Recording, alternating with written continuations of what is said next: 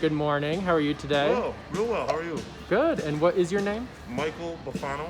Michael Bufano. And you're just stopping through, right? Yeah, I'm traveling. I have family in the area. I used to be an undergraduate here, so I'm visiting. I was going to visit the philosophy library, but That was your degree, right? Philosophy. yeah. Awesome. And so what is your involvement with the strike? We were I talking was about just it passing earlier. by. I didn't know anything about it, and I saw a strike, and naturally, I'm sympathetic to strikes.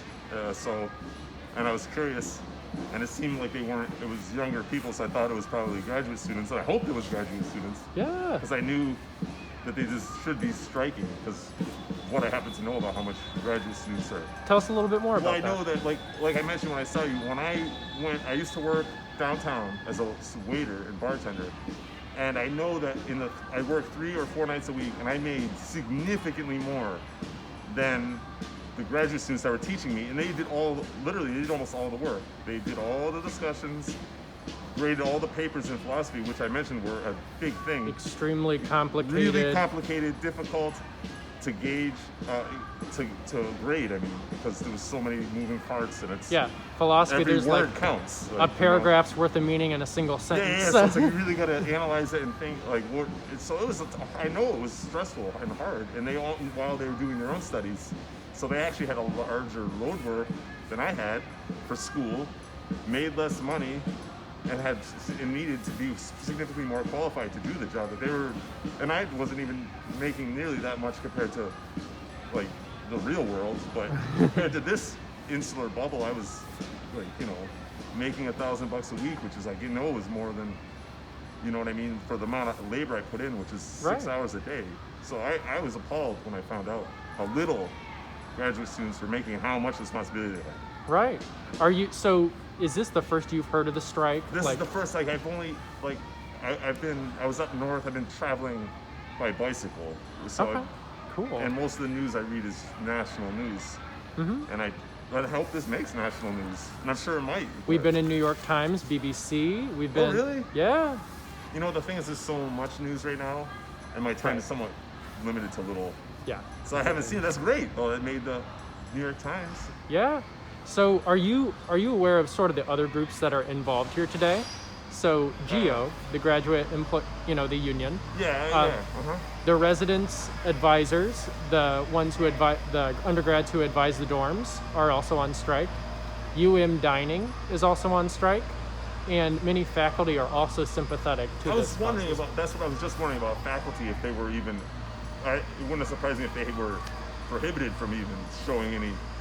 So that's encouraging. Right, yeah. So what is your experience when you were an undergraduate student? What was your experience with like faculty and their relationship with the graduate instructors? As an undergrad, faculty were very hard to approach. I didn't really feel like I had any sort of relationship except for my English, like my upper level English class. Like it was a small group in the summer, and I felt like and there was no graduate students, so I felt like there was a few times like that. And then my Spanish classes, I felt like I got relationship, but anything to do with that, certainly anything to do with philosophy, absolutely. I don't think they would even recognize me, honestly. Really? I'm telling you, and I never missed a class or a reading or anything ever, and I got A's. So Nice. or A minuses, which is harder to I had to really work hard, and I would like to talk to them, but I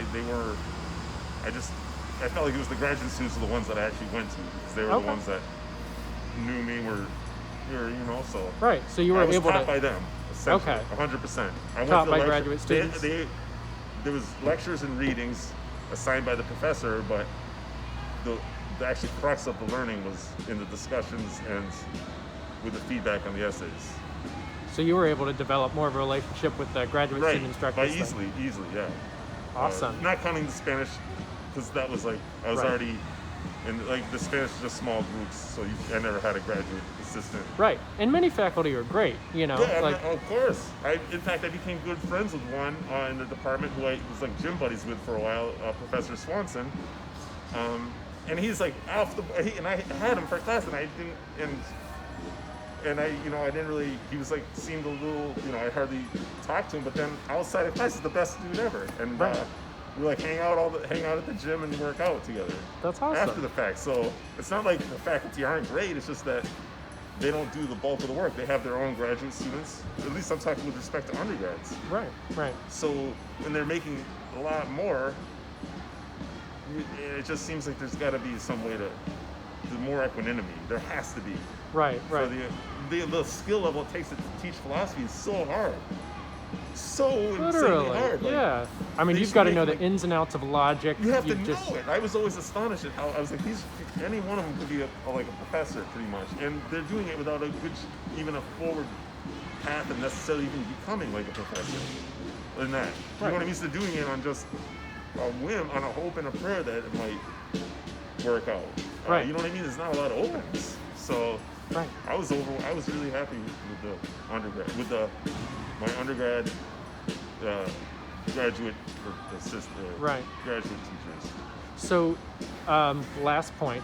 Is there anything that you would like the people who are striking here today to know, or maybe even the broader community? Because the broader community's not, a lot of people are not super aware of what's going on here. What are your personal thoughts? You said you're in support of the strike, right?